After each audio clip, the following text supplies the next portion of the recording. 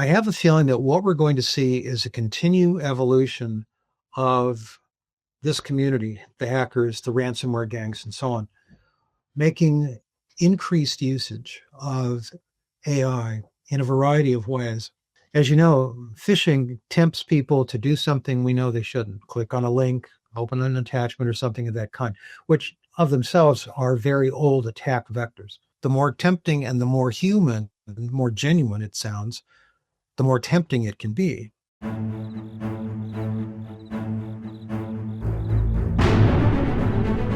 Welcome to the Risk Never Sleeps podcast, in which we learn about the people that are on the front lines protecting patient safety and delivering patient care. I'm Ed Gaudet, the host of the program, and today I am pleased to be joined by Ross Leo. And Ross, you're with InvisALERT Solutions, is that correct? That is right. InvisALERT Solutions. Yeah, say that 5 times without coffee. It is a bit of a mouthful. You're right. I want to say Invisalign, like. No. I don't get that confusion very often, but I understand why. All right. Tell us a little bit about your current role and your organization. InvisALERT Solutions is a technology company that provides patient safety, compliance, and monitoring software for healthcare institutions that have inpatients or emergency departments that have these kinds of issues. My role there is the Chief Information and Compliance and Privacy Officer. I have to admit, I wear quite a few different hats. And my role there is to basically oversee the security program, the privacy program, HIPAA compliance, and that sort of thing. It's a very active company. We're in a growth spurt for about 2 years now. And it's been very, very busy. So very definitely keeps me on my toes. Excellent. So tell listeners a little bit about your top priorities over the next 12 months. For us, we deal with the kind of information known as PHI, protected health information. And for those who follow the news or for those who are in healthcare, they know very well and painfully sometimes that this kind of information is one of the hacking community and ransomware community. It's one of their main targets because the entities, as compared to things like banks, are not that well defended. The information is extremely valuable on dark web and other markets where they steal the information and they go and sell it. And it brings a very high return to those people. So the top priority for me is to continue to make our system very difficult to get at, very difficult to find ways of corrupting it or invading it so that they can steal this kind of information from our customers. The technology that we offer handles the information itself, processes it in many ways. And when they attack us, they find ways into the entities that use us. So at the very worst, we could be a conduit to allow for those kinds of invasions of our customers. So my concerns are making sure our system works properly. And I've got a great group of people that I work with who are very, very diligent. So we design and build it. We test the absolute life out of it to make sure it's as solid as we can, because our priorities are making sure that as part of our customers' supply chain, we are, to use a trite phrase, we are the strongest link in it to defend them so that we're not the way that people get in through us to them. I like that strongest link in comparison, because often people will say people are the weakest link. Well, that's true, but that's one of those phrases that's like saying, oh, well, it's just a hallucination. You know, when you say things like that, it basically explains whatever you want it to explain. It is true that many of the faults that we have to protect against are human in origin. That is a sad fact. But in healthcare, unlike many other industries, these people are under constant pressure to deal with patient issues, health issues, crises that don't exist of that same type in other industries. And it's not because they don't care, because all the people that I've contacted, they care very deeply about this, because it is a problem. And they know that the patients ultimately are the ones who suffer. And they do see the point of it all. But it just is such a busy, chaotic kind of a way that sometimes accidents happen. Things happen that they never intended.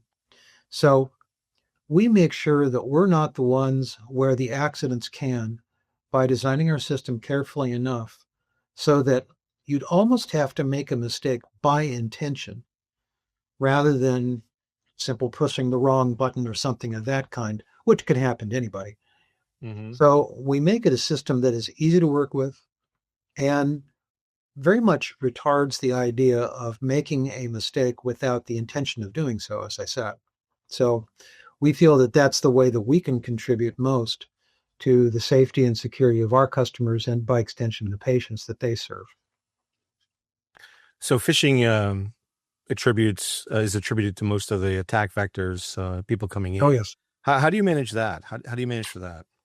Um, well, first off, the way that our system works, it really is not a system that is subject to phishing because, as you probably know well, the main delivery vehicle for a phish is going to be email. Mm-hmm. So the system that we have that we do for our customers is cloud-based, and there is no email component built into it.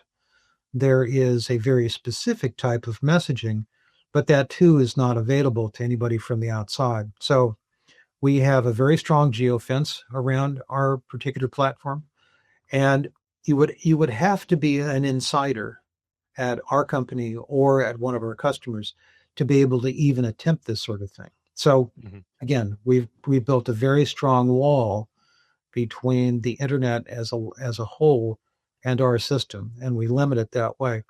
Again, it's trying to make sure that we're a very, very tough nut to crack, which is not to say it's impossible, but because of how we've designed it, it really does require an insider doing something intentionally wrong to cause that kind of problem. So you've spent a number of years in this space, obviously, in the cybersecurity space, throughout your career. Where do you see this going in the next 10 years? Well, at the risk of sounding like so many other people, I have a feeling, and I have to say that I've already seen a fair bit of this over the past several months. I have a feeling that what we're going to see is a continued evolution of this community, the hackers, the ransomware gangs, and so on, making increased usage of AI in a variety of ways. As you know, phishing tempts people to do something we know they shouldn't. Click on a link, open an attachment, or something of that kind, which of themselves are very old attack vectors. Mm-hmm. But the way that the phish works, the more tempting and the more human, the more genuine it sounds, the more tempting it can be. For example, if I got something from you and it sounded a lot like you, say you and I've known each other 10 years, for example, the more it sounds like you, the more I'm going to think it's actually you. Mm-hmm. But with visuals like deepfake, where I can make anything look like anybody, and then with AI, I can make it sound like or read like anybody simply by having it study whatever they've written or whatever they've said for a number of examples. I make it more and more sound like that actual person. And I've seen a lot of those things that are coming through that just by what I've experienced, I know that they're AI based. I know that they've been generated by AIs after reading many things, like reading things that you would have written perhaps. And it sounds like the way that you would write. That I think is going to continue to progress for a while. Mm-hmm. And what I think that's going to lead to, now that's not to vilify, make it sound like AI is evil. It's frankly just another tool that the hackers are going to use because this is a business for them. And like any business, they're going to use whatever's going to help them profit the most. Well, I can't say I blame them for wanting to use it for that purpose Mm-hmm. because other businesses do the same thing with their technologies in their fields. But the one thing that we face is what's known as the Turing test. And the Turing test is basically one, and it's very well known. It's when you can't tell the difference between that you're talking to a computer or you're talking to an actual person. And if you can't tell the difference, then whatever that AI or that bot is has passed the test. And I think that's the direction we're going. And we're going to see more and more improvements in those kinds of things that the hackers throw our way. Our challenge is going to be, how do we detect that? How do we actually develop some technology of our own or some method of our own where we're able to screen those things? Because if those things get to be as effective as they probably can be, it's going to be extremely difficult, and their success rate is going to increase even more so. And that worries me and a lot of professionals, because if we haven't got a tool that will detect things like that, we're going to be very much at a disadvantage, much more so than we are now. So that's one of the things that I see happening. I also see a continued increase in people in other countries. This has been known to happen in India, where young people who are far more technologically savvy, it's what they're introduced to from the time they're in their, single digit years. They're getting into this because it's a fast way to make money. It's a fast way to become recognized, become an influencer, all those things that young people want to do so that they can have a life, have a career. And, many times they don't see the harm in it. Well, they learn that there's harm in it, but they don't see it to begin with. Because this will make it easier for people with that idea in mind, I see this population expanding as well. And the attack vectors coming at us from even more places than they do now. But this is all just because people are using AI, not because AI. I just want to be sure I'm making the point that AI is not inherently evil. We're not talking about Terminator and Skynet and all that stuff for real. Not yet. But you think we ever get to a day where that happens? You ever think we get to I mean, you have a background in, you spent many years at NASA. You've probably seen a lot of different things that others haven't seen. Do we get to a day where our overlords are Terminator-like? It's funny. I see the possibility that could happen, but I don't really see it happening. I don't think that it's a practical. I think it's probable, but I don't know that humanity is ever going to allow the machine to get that far ahead of us. We've already seen that AIs can be told how to program other AIs. But because these things are not truly sentient, they would have to break out of their programming and begin to truly think like the human brain does. And as long as they're a machine that in some way a human has built, I don't ever see them getting to be sentient, not to that point. Mm-hmm. So, not really. I think it's fanciful. I think that a lot of people entertain the idea that, oh my goodness, this could happen. But given the limitations of the machine itself, I don't really see it. Not really. Okay, well, we will see. Hopefully you're right. Well, I hope I'm right too. I've been wrong before, but I just have this vision of, and that's not a good vision, by the way. And I'm typically an optimist, so I'll disclaim right off the bat. That's fine. But with technology, and I've spent my entire, like you, career in technology. I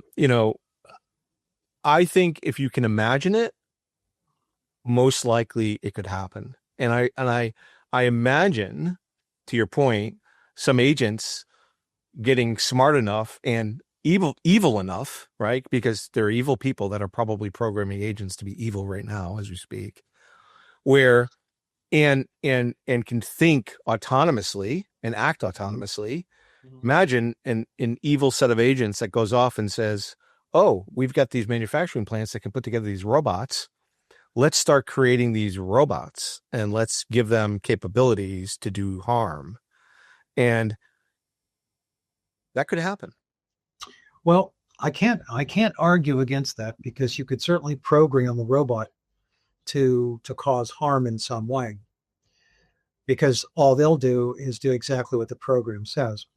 But without trying to get, shall we say, mystical or Zen-like, one of the things that you have to bear in mind is good and evil are perceptions, because We know that what one person sees as good, another person will see as not so good, or even outright evil. A machine can't distinguish between that unless we program them with a set of rules as to how it can go through its binary decision tree to get to a point where it says, so that's what evil is. Okay. But there's no way to program morals into it. Not really, not the way that our brains work anyway. So while it is certainly possible to program machines, thinking machines, to do evil things, they'll never have the perception of what truly constitutes something evil unless we program that into them, in which case they'll be able to commit the act, but never fathom the more ethereal part of good versus evil. So I think it'll still be a human driver behind it at some level. Yeah, maybe you're more of an optimist than I am. All right, let's move. let's move on, because I could spend hours talking about this and the parallels between programming humans through militaries and other means, cults, etc., to do nefarious acts. Right. So there's plenty of examples of that. Certainly true there. So I believe if we could do it from a human perspective, eventually we'll be able to replicate it. We might. In a machine context. All right. So talk to me about you. Let's go into your life a little bit. You could go back in time and you could talk to your 20-year-old self. What would you tell him? Oh, gosh. What would I tell him? That really requires a bit of thought. I think what I would probably tell my 20-year-old self is you need to understand what it is that really drives you. You need to understand what risk means and all the different flavors of risk that there is, because there's physical risks of harm, there's technological risks, well, like the one we were just talking about. In fact, there's financial risks, there's all different kinds of risks. But to understand what risk means, you have to understand how you go about analyzing what that means in terms of its impact. How likely is it to happen? And don't overlook the fact that risks also represent the possibility, well, you called me an optimist a moment ago. They also represent the opportunity to do something good, because risk works both ways. And I would say having a good, solid understanding of what risk is and how to go about taking it apart so that you understand which pieces of that whole risk equation you can act upon for, well, let's say that my 20-year-old self is an evil one. What sort of risk comes with you committing an act like burglary or hacking, which of course, when I was 20, it wasn't a thing yet. Hacking was programming on a computer keyboard, is what people like us used to do. And it somehow morphed into something evil. So again, there's a good to evil transition for you. But I would say you need to understand that, because that can help you make better decisions about things that you're going to choose to do, things that you're going to choose to say, what directions you're going to go, and so on. I would say to him, and to be honest, my 20-year-old self was already into technology, not quite the way that we came, of course, but that is always a safe place to be, as long as what you do adds value to whoever you do it for. Programming, system administration, whatever it is. I happen to kind of fall into, honestly, fell into cybersecurity when I started at NASA, when I wasn't too much more than 20. They had found that I had been doing information systems and access control before. So they said, okay, that's what you're going to do. And I kind of said, okay. And at that particular moment in my life, I had it in mind to become a hospital administrator. That's what I did for my degree program. I was working on a master's in it at that time, and NASA kind of came along and said, well, here's what we're going to do with that instead.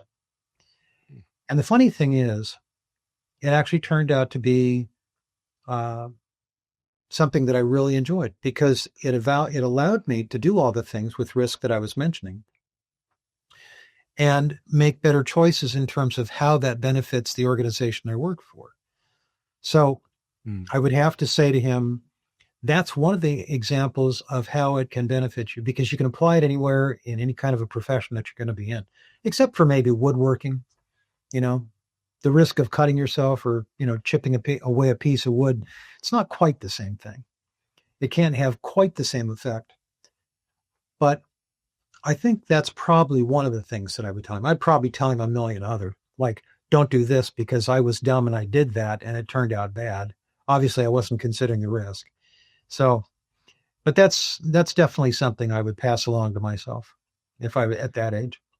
Unless, of course, you're Jerry Garcia and you lose a finger during a woodworking accident. Wood related. Well, as they say, stuff happens. That's if you're, well, it just shows that caution always plays a role, whether it's there or it's not there. Mm-hmm. So since we're talking about risk, this is the Risk Never Sleeps podcast. What's the riskiest thing you've ever done, Ross? Oh, gosh. If you had asked me that question before we started this, you'd have given me a chance to think about it. I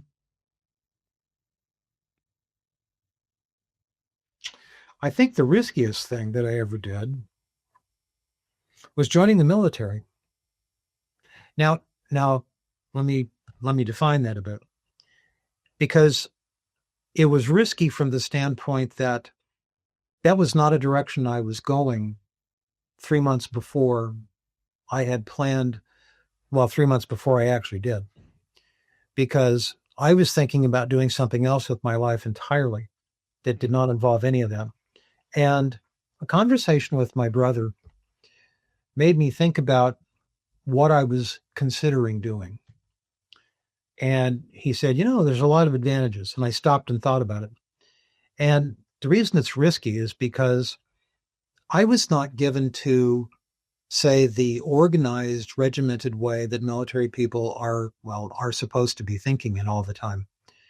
And it was very different because my life was, I was 20 years old at the time, in fact, and very much having fun like everybody does, and very much at loose ends in certain ways, and not really given to having a solid direction, despite the fact that I was thinking about various things of that type then. So that was probably the riskiest thing, because I didn't know if it was going to be any good for me. I didn't know if it was going to work out, and I didn't know what the future I didn't know what the future was going to bring. Mm-hmm. Vietnam had just ended. I mean, literally just ended. And, our country has had a history of wars. So I had to consider, what happens if that happens? Which it did not long after that, actually, with the whole thing with Iran. It was a very risky thing because I really didn't know what that would mean for my future. And so I thought about it carefully, and I made the decision that, doing what I'm doing right now, being 20-year-old, not really having a solid direction that I was pursuing like a lot of my peers were doing in their lives, I spun the wheel and took a chance and joined the U.S. Navy. And that turned out to be one of the best decisions I ever made, despite the fact that when I was looking at it from the outside, it was probably the riskiest thing I had ever done in my life at that point. We share a lot of parallels in life, modulo the NASA experience. I was in the military as well, and similarly, 3 months prior, didn't think I was going to go there. So thank you for your service. I think it turned out to be one of the best, one of the smartest things I've ever done. Is the way it's worked out. But before, it was like, oh, this is a very big deal, because once you get in, it's like, you can't turn the dial back and say, no, I was just kidding. I really don't want to do this, because once you do it, you're pretty well done for a while. But like I say, did you join NASA after that? Was that the sort of the bridge to join? The way that worked out was this. I was in from 75 to 81. I was I had finished up my undergraduate degree, which the Navy generously paid for, and I had fulfilled my duty to repay that through my service. And the Navy was putting me through a master's degree program in public health because that was where I had decided, based on my naval career as a hospital corpsman and radiology tech, that was where I had decided to go. Well, I applied to universities and was accepted at the University of Houston on a scholarship, and I had my GI Bill. And that is what moved me from San Francisco to Houston, Texas. The other universities, I couldn't afford to go. The scholarships weren't big enough. The GI Bill wasn't big enough to cover all that stuff. So this is where I came. And having a wife and a new baby at that point, it turned out I was going to need a job because all of that stuff was great for school, but it wasn't really great for living on. And the job at NASA came along because I applied. My military status gave me the benefit of having the preference that they were offering. And I got hired by IBM as a NASA contractor. And that was kind of a right turn in my life, because that wasn't working for NASA, was not what I had planned to do. As I said, I was going to be working in healthcare. So that kind of threw a curve into all that, but it put me on the road that I've been on ever since. And I can't complain about what I was doing. I've actually worked in healthcare as a result of all of that because of that time. I will say that working at NASA was the coolest job ever. I got to do a lot of things. But it really taught me a lot about how the real world worked and how risk functions in the real world. I want to keep trying to bring it back to risk because I'm not trying to artificially make risk important, but I'm trying to point out how you have to consider the risks, returns, the rewards, the opportunities, and all that kind of thing in pretty much all the different areas. In a company, they do the same thing. At NASA, we always did the same thing because, well, where I worked at the Johnson Space Center, the risk was always, well, how could this possibly go wrong? How could this possibly damage the astronauts?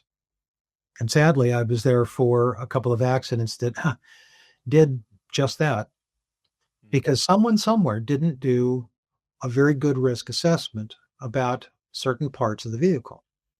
And that's what came out. That's one of the things that came out in the investigation after the Challenger disaster of 1986. I'd been working at the Space Center since 1980. And I had actually gotten to know several of the astronauts that were involved in that. And that was a terrible, terrible tragedy, any way you want to look at it. But for me, it had a very strong personal aspect.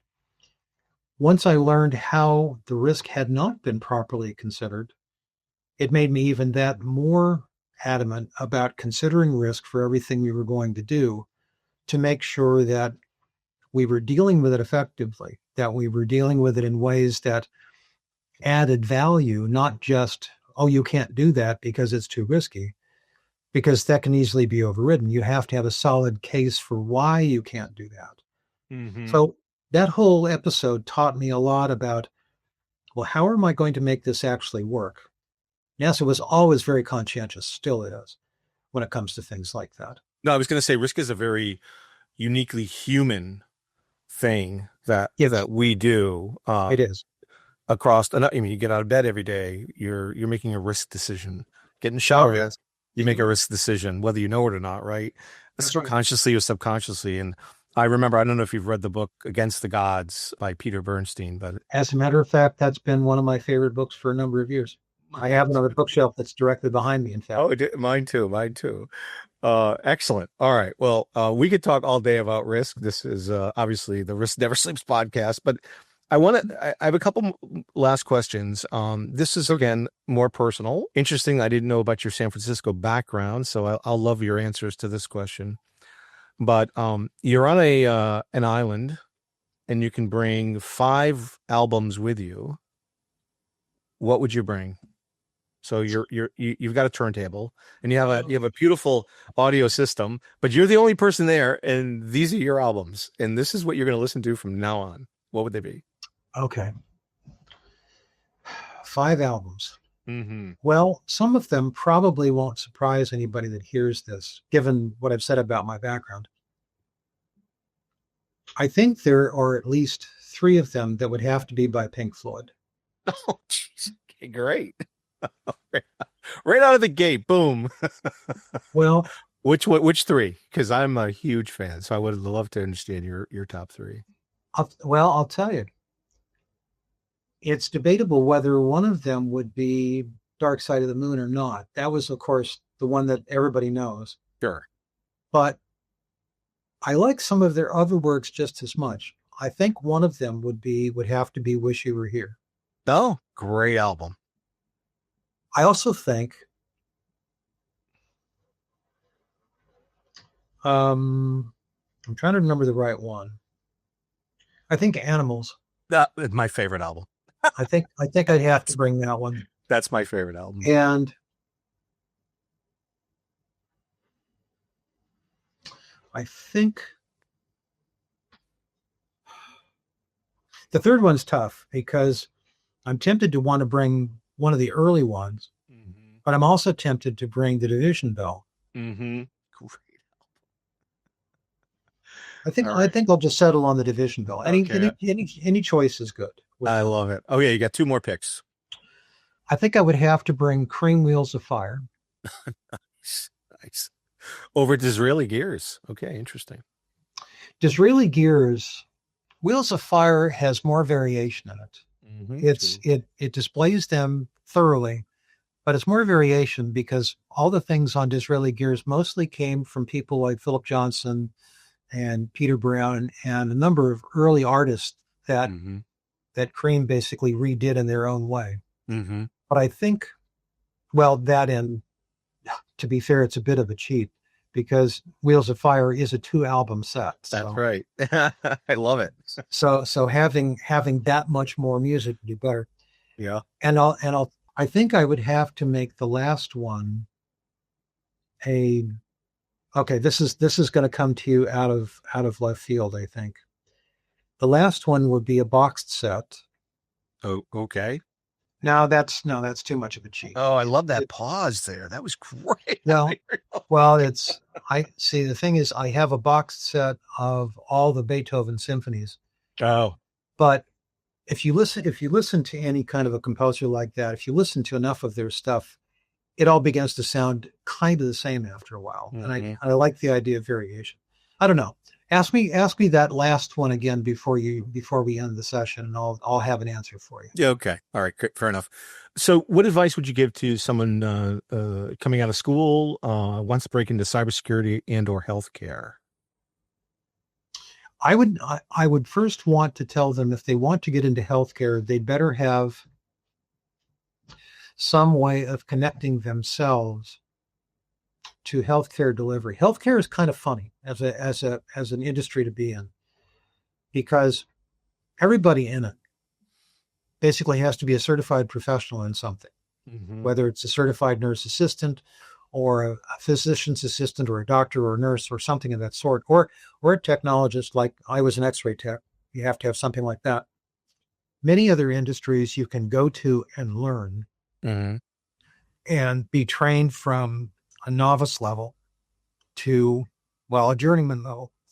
But the thing about working in healthcare is they need to know that you know something about health. So having something in your background academically, maybe even working as a volunteer or something like that, those kinds of things help to get you through the door in the first place. Cybersecurity is a little easier to get into because, well, we all have to get into it. Having a strong background in computer science would be good because some of the things that you have to know really still are down at a deep level within the architecture of the technology. But knowing how computers work, knowing how men and machine act together, and knowing about the behavior of all of that is important, but that's something that we all have to learn.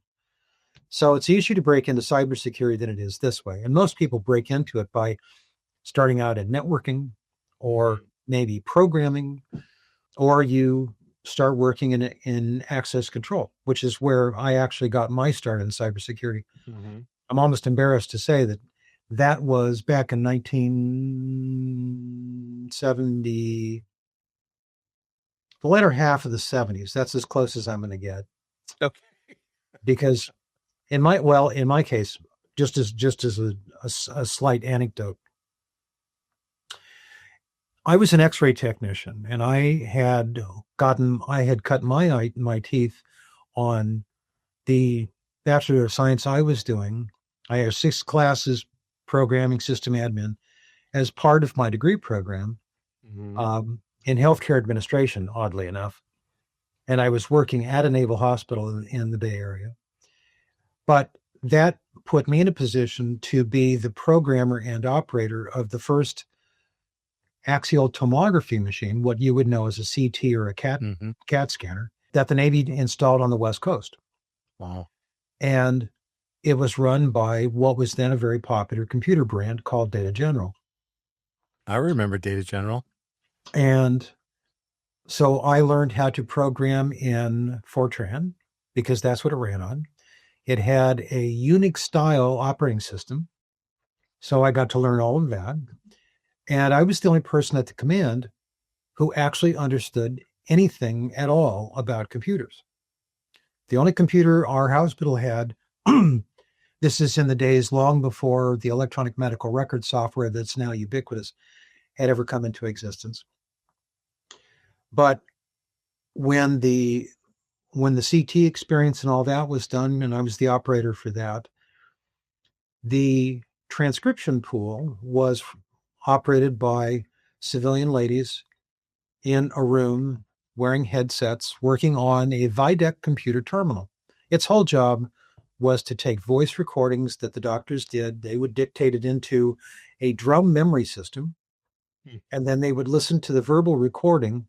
And this is going to sound extremely primitive, but they would verbally dictate it. It would be recorded on magnetic drum storage, and that'll tell you how old this is. They would hear it. They would type it out in the VIDEC computer system and then print out the transcription that they had dictated in. Then they would print it.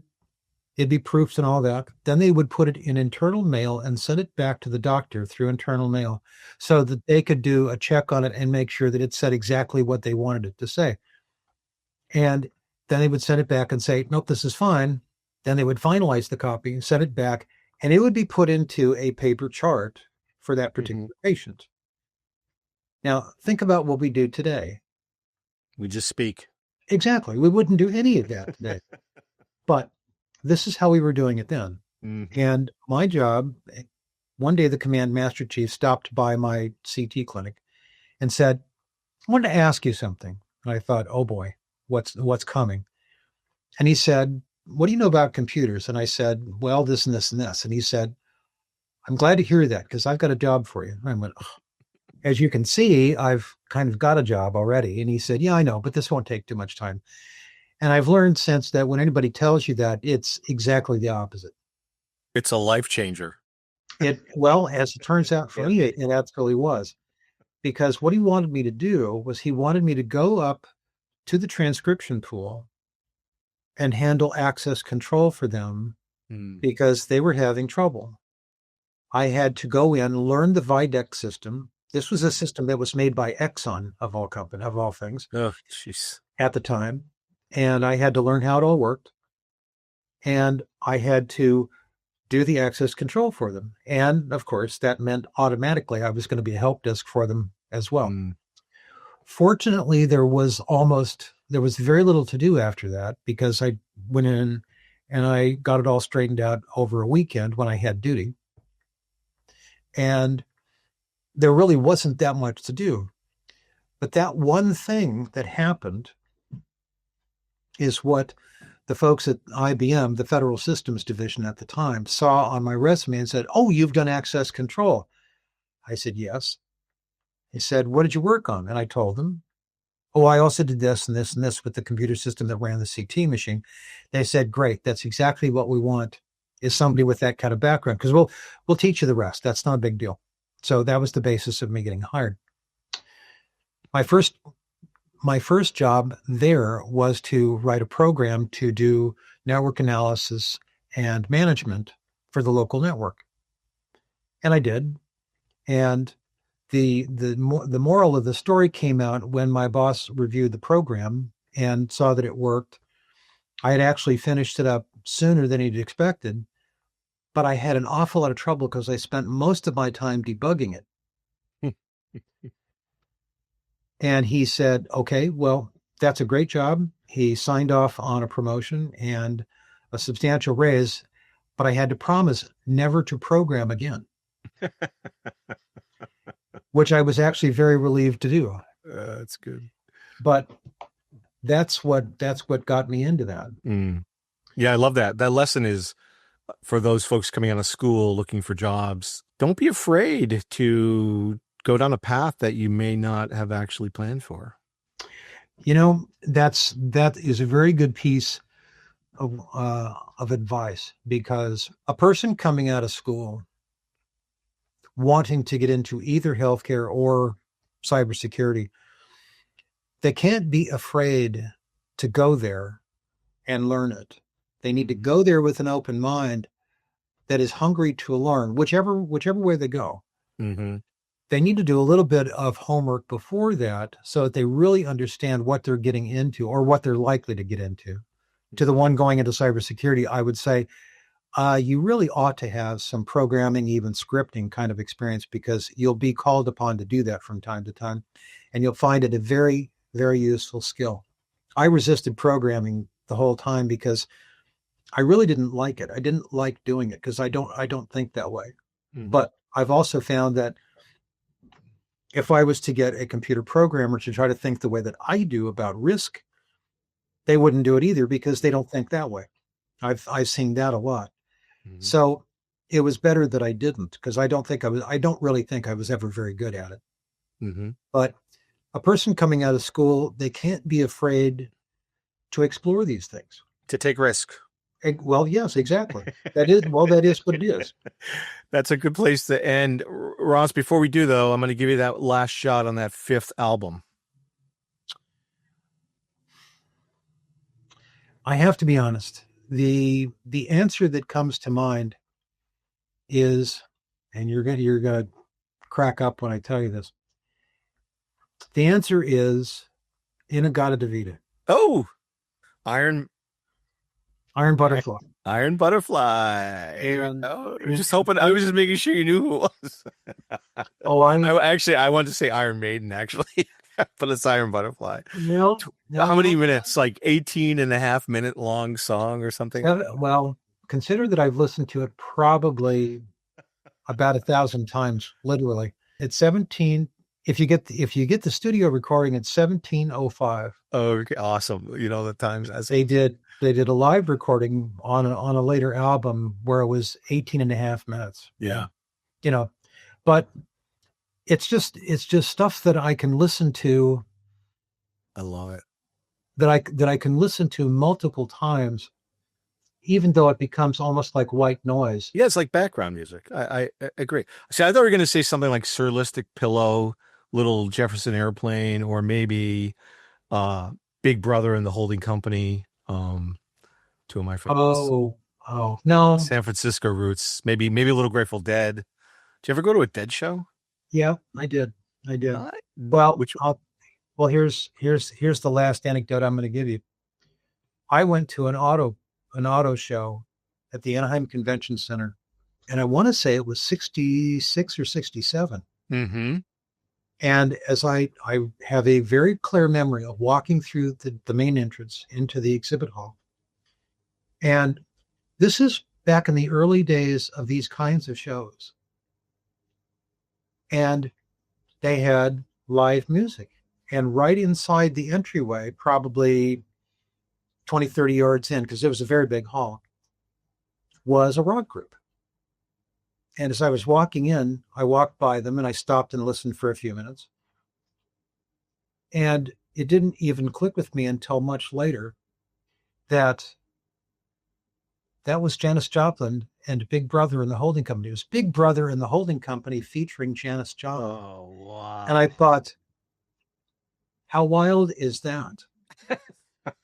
I mean, they were dressed like normal people instead of the way that they look later on. Yeah. And she wasn't doing her crazy things like she did later, when she, back almost in the 70s, closer to the early 70s. To the point of Woodstock type dress. Mm-hmm. She was dressed in, like, I don't remember exactly, but it was all pretty, sedate stuff. She dated one of the founders of the Grateful Dead, Pigpen. Many people don't know that. That's right. I remember. Yeah. I barely remember that, but I remember that. Yeah. He was sort of he was a frontman. He was a singer in the early 60s, or, mid to late 60s. That was one of the wildest memories that I have. And I'm not surprised I still remember it, because it was really a very memorable thing. Anyway. Very good. All right, sir. Well, I appreciate your time. Thank you for joining the Risk Never Sleeps podcast. And remember, folks, if you're on the front lines, protecting patient safety and delivering patient care, to stay vigilant, because risk never sleeps.